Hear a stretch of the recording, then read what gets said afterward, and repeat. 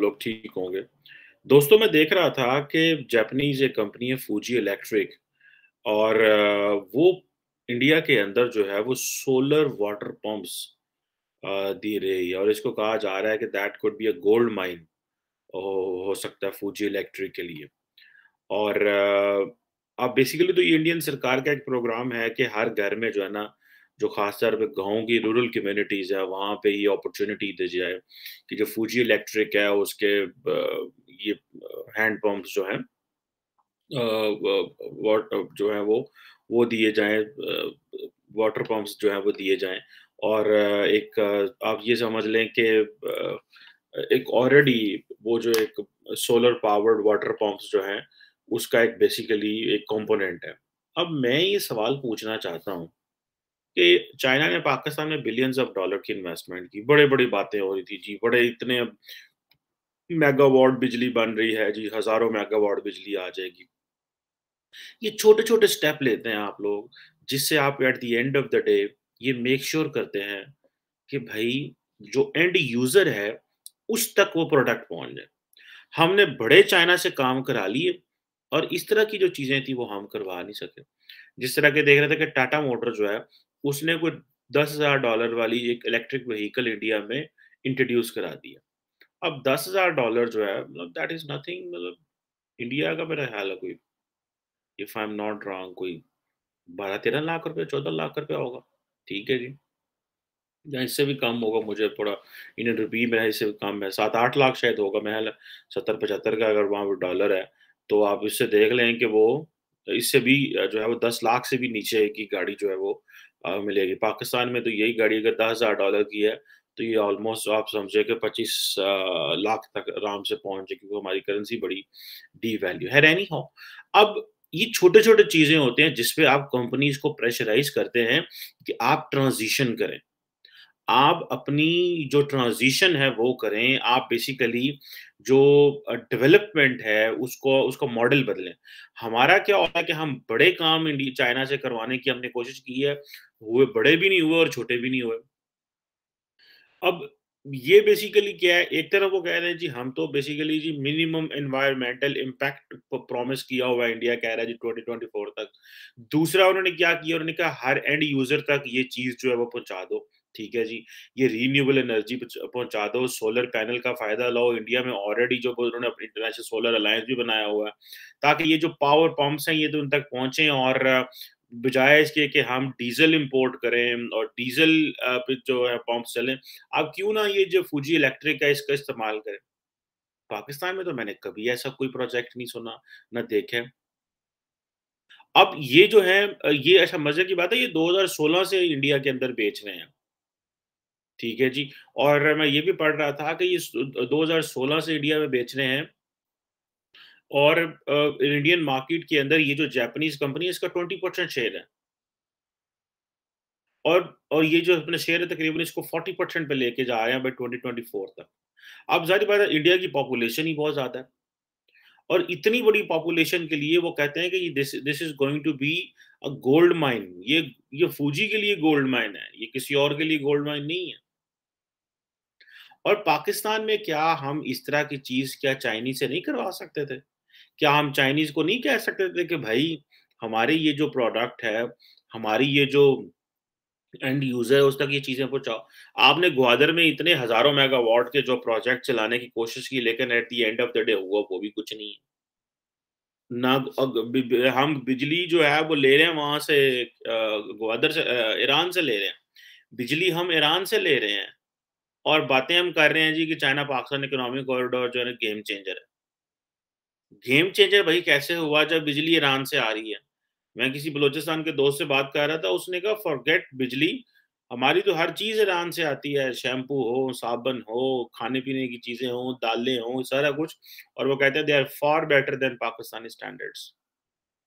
अब आप ये इमेजिन करें कि अगर ये जो चीज़ है कि ठीक है जी अब ये उन्होंने अगर ये एक कंपनी को ये मुआहदा दिया हुआ है जी कि ठीक है कि हम आप जो इंडिया के अंदर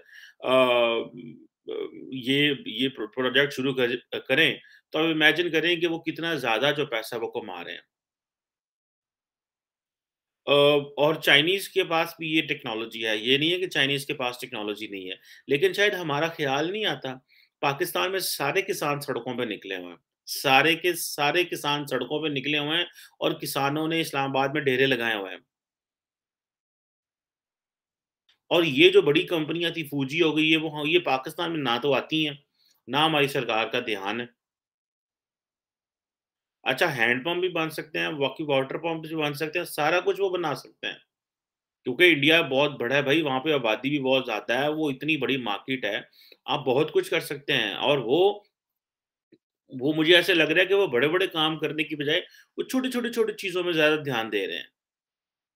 मैं कहीं पढ़ रहा था, अभी तक मेरे मेरे पास ये उसकी एग्ज़ैक्ट स्टोरी तो नहीं है, लेकिन कोई तकरीबन इंडिया ने सुनने में आया है कि कोई तकरीबन कोई 1 ट्रिलियन डॉलर से ज़्यादा का एक प्रोजेक्ट बनाया हुआ है। मेरा ख़्याल है उसे शायद कहते हैं वज़ीर-ए-आज़म के नाम से, गाती शक्ति के नाम से। जिसमें ये है कि सारी की सारी जो क्या उसे बोलते हैं चाइनीज़ फैक्ट्री हैं, उनको उनका उनको उनको उनका मुतबादल इंडिया में लगे। और तकरीबन इसमें 16 मिनिस्ट्रियाँ इंडिया की इन्वॉल्व हैं, वो ये काम कर रहे हैं। सो अब जिस तरह वो आईफ़ोन 14 प्रो ले गए, भई इधर ले आए वो तो, ठीक है। अब मैं पढ़ रहा था पाकिस्तान में रिसेंटली एक रिपोर्ट आई पाकिस्तान की। अब देखें, एक तरफ इंडिया की आईटी एक्सपोर्ट जो है, that is an equal to the export of Saudi oil, ठीक है। और पाकिस्तान का आप देखें तो पाकिस्तान की जो total IT export for the year 2022 है, वो $2.62 बिलियन है।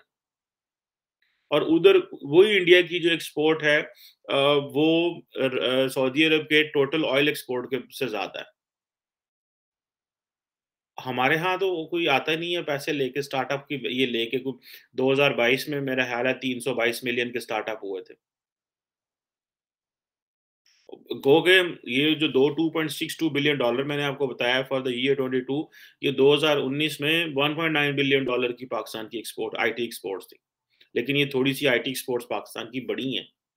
लेकिन वो फंडामेंटल क्वेश्चन जो है, वो फंडामेंटल क्वेश्चन वहीं आता है कि क्या पाकिस्तान की जो सरकार है, जो बड़ी तेज़-तर्रार है आपस में लड़ने-लड़ाने में, उसको इस चीज़ का कोई एहसास नहीं है कि हम चाइनीज़ से क्या चीज़ें ले सकते हैं। हम चाइनीज़ से छोटी-छोटी चीज़ें लेके बलूचिस्तान में, खैबर पख्तूनख्वा में, पंजाब के जितने बड़े बिज़नेस जो फार्मर्स हैं, हम उनको दें, जो सड़कों पे ज़लील हो रहे हैं, जिनकी कॉस्ट इतनी ज़्यादा बढ़ गई है कि अब देखिए, हमारा प्रॉब्लम क्या है पाकिस्तान का? प्रॉब्लम पाकिस्तान का ये है कि हम नेट एनर्जी इम्पोर्टर हैं और फूड इम्पोर्टर हैं। और हम और जो जीडीपी हमारा मिक्स है, उसमें आई थिंक समवेयर अराउंड 25% जो है वो तो हम एग्रीकल्चर को देते हैं।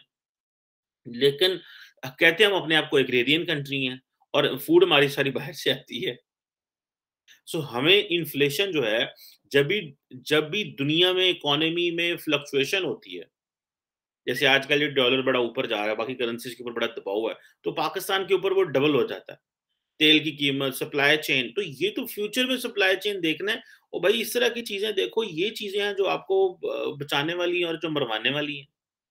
और हम क्या कर रहे हैं? साडा ध्यान है वे कि असां जनाब इन्ने हज़ार मेगावाट तो बड़े-बड़े मंसूबे दिखाओ, बड़ी-बड़ी चीज़ें दिखाओ, बड़े-बड़े काम करो और बंदे को पता चले वेखो यार ए जेड़ा ना वेखो एड्डी वड्डियां गेमां पै गईयां। सिर्फ ए माइंडसेट है हमारा।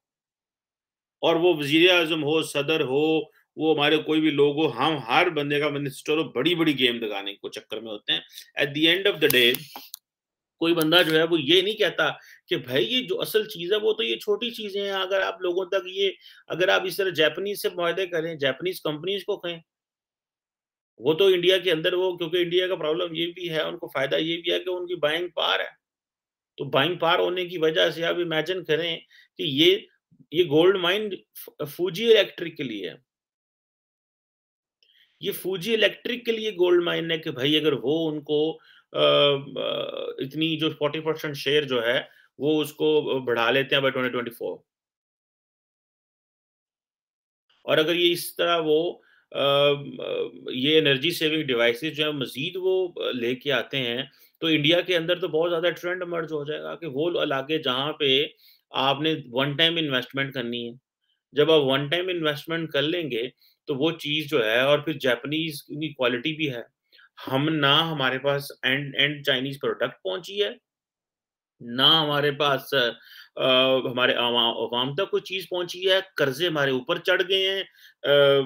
हम अमेरिका जाते हैं, वो कहते हैं चाइना के कर्ज़े पूरे करो, चाइना जाते हैं, वो कहते हैं कि जी ठीक है, हम आपको मज़ीद कर्ज़े नहीं दे सकते। आईएमएफ कहता है सऊदी अरब की गारंटी दो, वो कहता है यूएई की गारंटी दो। मतलब हम तो जो है ना जिसे कहते हैं वो between the rock and the hard place वाली बात है। आगे क्या वो कुआँ पीछे खाई टाइप वाली बात हो गई, क्योंकि हम जाएँ तो जाएँ किधर? और अवाम जो है उसको at the end of the day आने का कोई फ़ायदा नहीं हुआ, whatever the Chinese have done. और हमने तारीफ़ें कर के पुल बाँध दिए चाइनीज़ के। इतने पुल बाँधे चाइनीज़ के, इतने पुल बाँधे हमने चाइनीज़ के कि हम कहते थे कि चाइना के खिलाफ बात करना जो है ना वो that is a national security risk है हमारे मुल्क में। भाई नेशनल सिक्योरिटी रिस्क आप ज़रूर करा लो, लेकिन क्वेश्चन ये है at the end of the day कि भाई वो जो एंड प्रोडक्ट है वो कहाँ पहुँची है? एक आपने वो ट्रेन लगवा ली वहाँ पे लाहौर में, ऑरेंज लाइन ट्रेन है $1 बिलियन की। उसके ऊपर कर्ज़ा भी ले लिया, उसके ऊपर सब्सिडी भी दे रहे हैं। मतलब that is not how things work. कर्ज़े लेके अब सब्सिडी पे ट्रांसपोर्ट तो नहीं चलाते ना। अब हमें यहाँ पे जहाँ पे हम आके फँस गए हैं, हमें तो चाहिए कि हमें डाइवर्सिफ़ाई करनी चाहिए। मैं तो वो पंजाबी कहते हैं ना पिट-पिट रह गया इन्हां दे अगे दिमाग इन्हां दा कम नहीं करदे। ओ भाई this is the time to go to Asia Pacific. वहाँ जितनी बड़ी मार्केट्स हैं, वियतनाम है, थाईलैंड है, सिंगापुर है, इंडोनेशिया है, मलेशिया है, उसके बाद जापान इटसेल्फ है, साउथ कोरिया है। इनके पास जाओ यार, इंडिया ने वो ऑलरेडी वो सारे का सारा एरिया कैप्चर कर लिया।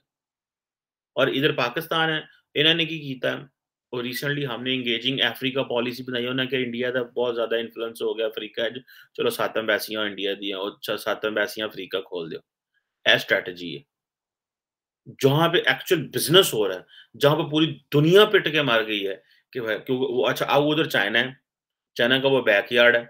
अमेरिकन्स वहाँ पे आ रहे हैं चाइना का बैकयार्ड समझ के हम डरते हैं कहते हैं नहीं यार ਉਹ ਅਮਰੀਕੀ चीनी नाराज़ हो जाते सानू कहेंगे यार देखो तुसी की करते हो पै देखो ना अब हमारे इनके साथ साउथ चाइना सी का प्रॉब्लम है ईस्ट चाइना का सी का प्रॉब्लम है I have spoken to many people in the higher मतलब एक्लॉन्स में उन्होंने कहा यार वो हमने क्या करना है वो चाइना के अगेंस्ट सारा कुछ कर रहे हैं तो हम क्या करें तो भाई अपने बायलैटरल ताल्लुकात तो ममालिक से बनाओ ना एट लीस्ट ग्रो वहाँ पे जाओ तो सही, हमारे प्राइम मिनिस्टर कहंदे उन्होंने कभी जहाज़ नहीं मोड़े उस पासे।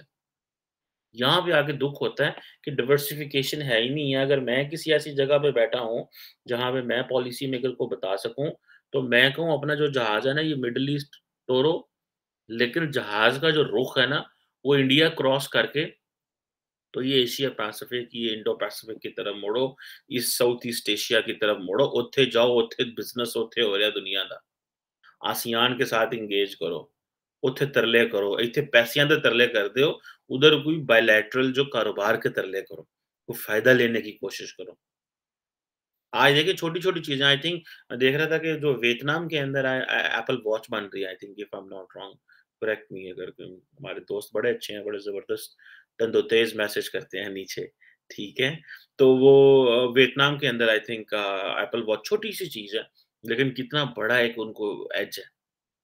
हमारे यहाँ ये क्या हाँ, सिर्फ बड़ी-बड़ी चाय माँग रहे हैं। अब ये जो सोलर पैनल है, it's a big game change for India, it's a big चे गेम चेंजर। वो जो कह रहे हैं हम 2070 तक जो है, वो इलेक्ट्रिक पे कन्वर्ट कर देंगे, उन्होंने कर जाना है इस तरह की चीज़ें करके। और ऐसा हाँ, गल्लां करनियां नहीं रहियां। लेट्स सी क्या होता है, शायद हमें भी कुछ समझ आ जाए। Thank you very much.